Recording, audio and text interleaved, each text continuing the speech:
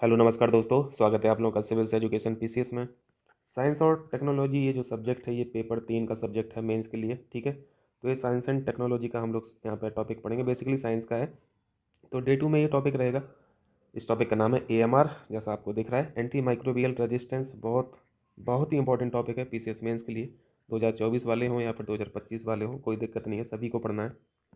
और इम्पोर्टेंट इस वजह से भी है क्योंकि ये सीधा सीधा यार देखो पब्लिक हेल्थ से जुड़ा हुआ है और ग्लोबल थ्रेट की तरह काम कर रहा है। तो इस टॉपिक के जितने भी एस्पेक्ट हो सकते हैं इनको देखेंगे, ठीक है। ये मेंस का टॉपिक है और एक प्रश्न पूछा जाएगा, पूरी पूरी उम्मीद है पूछा जाएगा इससे। देखिए पढ़ते हैं पहले। एएमआर इसका फुल फॉर्म सीख लिया हम लोगों ने, एंटी माइक्रोबियल रेजिस्टेंस, हिंदी में बोलते हैं रोगाणुरोधी प्रतिरोध। देखो सबसे पहले तो रोगाणु समझ लीजिए। रोगाणु क्या होता है, बिल्कुल बेसिक से सीखेंगे, ठीक है, कोई दिक्कत होगी नहीं। रोगाणु बैक्टीरिया भी होता है, रोगाणु वायरस भी होता है, रोगाणु पैरासाइट भी होता है ना, पैरासाइट भी होता है, और रोगाणु फंजाई भी होता है, कवक, यही है ना। अगर इनसे कोई हमें बीमारी हो जाती है तो फिर अगर बैक्टीरिया से कोई बीमारी होती है तो हम लोग टैबलेट खाते हैं, और उस टैबलेट का नाम जो रहता है वो एंटीबैक्टीरियल टैबलेट रहती है। वायरस से अगर कोई डिसीज़ हो जाती है, बीमारी हो जाती है हमें, तो हम फिर एंटीवायरल खा लेते हैं। पैरासाइट से हो जाती है तो फिर एंटी पैरासाइट खा लेते हैं। फंजाई से कुछ होता है तो एंटी एंटी फंगल खा लेते हैं, है ना, एंटी फंगल टैबलेट खा लेते हैं। अब मान लीजिए यही सारी टैबलेट जो है वो आपकी बॉडी में काम ही नहीं कर रही हैं, आप खाए जा रहे हैं लेकिन इनका असर नहीं हो रहा है। असर नहीं होने का सीधा सीधा मतलब है कि वहाँ पे आपकी बॉडी में एंटी माइक्रोबियल रेजिस्टेंस पैदा हो गया है, ठीक है। एएमआर डेवलप हो गया है। तो यहाँ पे एएमआर का सिंपल मतलब तो समझ में आ गया ना भाई, कि जो भी हम टैबलेट्स खा रहे हैं उन टैबलेट्स का असर नहीं हो रहा हमारी बॉडी पर, ठीक है। और यही जो दवाई हैं, एंटीबैक्टीरियल हो, चाहे वो एंटीवायरल हो, एंटी पैरासिटिकल हो, या फिर ये एंटी फंगल हो, इन्हीं सब दवाइयों को बोलते हैं रोगाणुरोधी, है ना, रोगाणुरोधी टैबलेट्स या फिर ड्रग। और इन्हीं जब रोगाणुरोधी टैबलेट्स का या फिर ड्रग्स का प्रतिरोध होने लगे आपकी बॉडी में, इसी चीज़ को बोला जाता है एएमआर, ठीक है, क्लियर है। अब यहाँ पे फटाफट हम लोग देख लेते हैं वैश्विक सार्वजनिक स्वास्थ्य के बड़े खतरे। तो ठीक है, बड़ा खतरा तो है ही, बड़े खतरों में से एक है ही।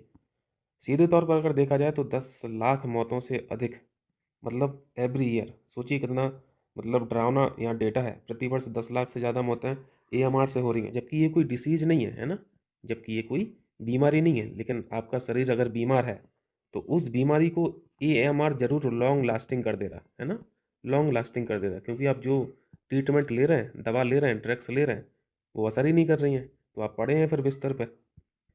तो एक बहुत बड़ा इशू है हम सभी के समक्ष पब्लिक हेल्थ का, ठीक है। अब यहाँ पे देखिए मतलब तो हम लोगों ने सीख ही लिया।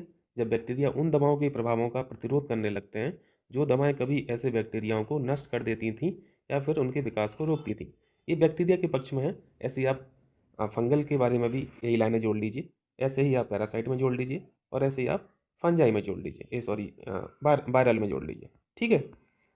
अब देखिए, अब यहाँ पे हम लोग सीखेंगे कि ये जो एंटी माइक्रोबियल रेजिस्टेंस बॉडी में डेवलप हो रहा है, इसकी वृद्धि के कारण क्या है ना, क्यों इंक्रीज हो रहा है। ये सारे आपको रीज़न लिखने हैं मुख्य परीक्षा में, लिख के आना तभी अच्छे नंबर मिलेंगे। आपको लिखना है स्वच्छता की खराब स्थिति है, इस वजह से एएमआर बहुत ज़्यादा मतलब इंटेंसिटी में बढ़ रहा है। एंटीबायोटिक हो, चाहे एंटीवायरल हो, चाहे वो एंटी पैरासिटिक हो, चाहे वो एंटी फंगल टैबलेट्स हो, इन दवाओं का हम लोग बहुत ज़्यादा मात्रा में प्रयोग कर रहे हैं। मुख्य कारण यही बताया है, डब्ल्यूएचओ भी यही बताती है और हमारा आईसीएमआर भी यही बताता है। मुख्य कारण यही बताया गया है कि ओवर यूज कर रहे हैं हम लोग टैबलेट्स का, क्योंकि अवेलेबिलिटी इतना ज़्यादा है। बगल में गए मेडिकल स्टोर से कुछ भी खरीद लाए, प्रिस्क्रिप्शन से कुछ लेते जाते हैं नहीं लोग, है ना, ऐसे लेके चले जाते हैं क्योंकि अवेलेबिलिटी है। हम आप करते ही हैं ऐसा, जुकाम हो जाता है तो डॉक्टर के पास थोड़ी ना जाते हैं, फटाक से चले जाते हैं, अब वो जो दवा दे दे, है ना। तो सारा खेल तो फार्मा वर्ल्ड में हो रहा है ना यार, सारा खेल फार्मा वर्ल्ड में हो रहा है। कौन दवा कैसी है कौन जानता है। तो वही चीज़ें हैं, नई दवाओं पर अनुसंधान यानी रिसर्च और डेवलपमेंट, R&D में जो इन्वेस्टमेंट है उसका अभाव तो है ही, ठीक है।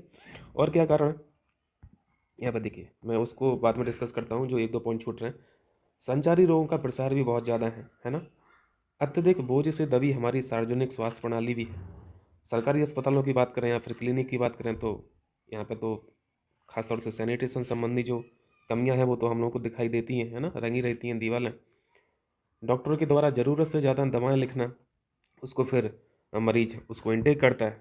और ये चीज़ आप लोग देख ही रहे होंगे, क्योंकि आजकल तो यार फार्मा वर्ल्ड का बिजनेस चल रहा है बहुत बड़ा। दवा कंपनियों से ज़्यादा कमीशन की लालच में डॉक्टर्स लोग क्या करते हैं कि दवाएं लिखते हैं, और ये हकीकत भी है ना। आपके कोई रिलेशन में होगा तो कभी बात कीजिएगा कमीशन के बारे में, तो वो बताएंगे लाखों लाखों रुपए गिरता है अकाउंट में सिर्फ कमीशन से। कुछ नहीं करना है आपको, बस दवा का नाम लिखना होता है पर्चे पर पीड़ित के। तो ये चीज़ तो है ही।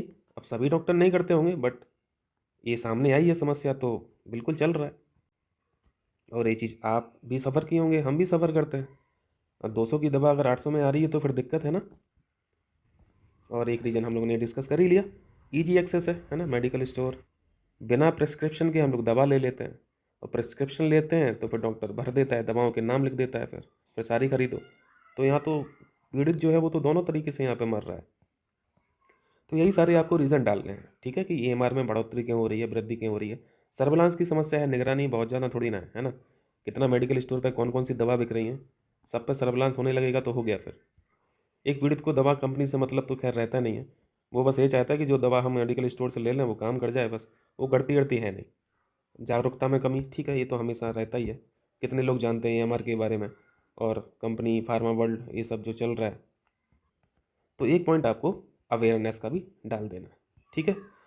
अब यहाँ पे देख लीजिए, ये जो छूट रहा था, एएमआर विकसित करने वाले जो सूक्ष्म जीव हैं यानी माइक्रोब्स हैं, इन्हीं को माइक्रोब्स बोलते हैं ना। इन्हीं माइक्रोब्स को बोलते हैं सुपर बग, ठीक है, सुपर बग। ताकि ये चीज़ सीख लिया, सभी एंटी माइक्रोबियल दवाओं के विरुद्ध प्रतिरोध है एएमआर, चाहे वो एंटीबायोटिक्स टैबलेट हो, एंटीबायोटिक्स हो, एंटी फंगल हो, एंटीवायरल और एंटीमायरियल, तमाम, ठीक है।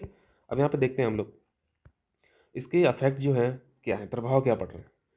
प्रभाव तो यार इतना खतरनाक है कि जब आपका शरीर बीमार है और बीमारी से इलाज मिल नहीं पा रहा है, इलाज आप लगातार ले रहे हैं लेकिन बीमारी से निपटान नहीं हो पा रहा है, तो फिर क्या होगा। प्रतिरोधी संक्रमण अगर हो गया बॉडी में तो इसका इलाज बहुत ज़्यादा महंगा होता है। सिंपल सी बात है, लंबे समय तक ट्रीटमेंट चलेगा। बहुत ज़्यादा सीरियस हो गए तो आईसीयू में डले रहोगे, आईसीयू में नहीं डले रहोगे तो नॉर्मल बेड पर डले रहोगे, तो अधिक समय तक भर्ती रहेंगे हॉस्पिटल में, तो फिर डेली खर्चा आप जानते ही हॉस्पिटल का, है ना। ये जो देखभाल लागत है वो बढ़ती रहेगी। तो सबसे मेन फैक्टर जो है ये है महंगाई, है ना। महंगा इलाज हो जाएगा आपकी बॉडी जब किसी भी टैबलेट्स का असर नहीं दिखाएगी तो। और हो सकता है कि कभी कभी सर्जिकल जो ट्रीटमेंट है उससे भी आपको गुजरना पड़े, तो फिर सर्जरी का तो यार फिर अलग ही लेवल का खर्चा होता है ना। तो ये सारी चीज़ें आप अपने आंसर्स में डालिएगा, बढ़िया नंबर आएंगे, ठीक है। कुछ इनिशिएटिव देख लीजिए, पूछा जा सकता है ना, इसमें लिखना भी पड़ेगा। अगर 12 नंबर का क्वेश्चन आया तो लिख देना ये भी कि भारत सरकार की तरफ से क्या इनिशिएटिव है एएमआर को काउंटर करने के लिए या फिर नियंत्रण करने के लिए। तो नियंत्रण तो मतलब ये जो इनिशिएटिव है वो तो बहुत पहले से चल रहा है, बट कितना सर्विलांस है, कितना ये सारी चीज़ें हैं वो थोड़ी ना हो पाता है। बट आपको लिखना तो है कि ये इनिशिएटिव हैं, और बाकी कैसे निपटान किया जा सकता है अच्छी तरीके से, ये सब आप अपने कंक्लूजन में लिखिएगा। तो एएमआर नियंत्रण राष्ट्रीय कार्यक्रम है, 2012 में लॉन्च किया गया था भारत सरकार के द्वारा। AMR surveillance and research network भी 2013 में लॉन्च किया गया था। एंटीबायोटिक प्रबंधन कार्यक्रम भी चलता है। आईसीएमआर का एक कार्यक्रम भी है जिसका नाम है स्टीवर्डशिप, ठीक है, स्टीवर्डशिप कार्यक्रम। ये भारत की इनिशिएटिव है, ये आपको डालना है, ठीक है, अपने उत्तर में। ग्लोबल लेवल पर अगर देखें इनिशिएटिव या फिर उपाय, तो ये प्रतिवर्ष विश्व रोगाणुरोधी जागरूकता सप्ताह ये ऑब्जर्व किया जाता है, मनाया जाता है, जागरूक किया जाता है लोगों को, ठीक है। तो जागरूकता एक अपने आप में बहुत बड़ा उपाय तो होता ही है यार। वैश्विक एएमआर और उपयोग निगरानी प्रणाली, शॉर्ट में बोलते हैं गिलास, गिलास के नाम से फेमस भी है।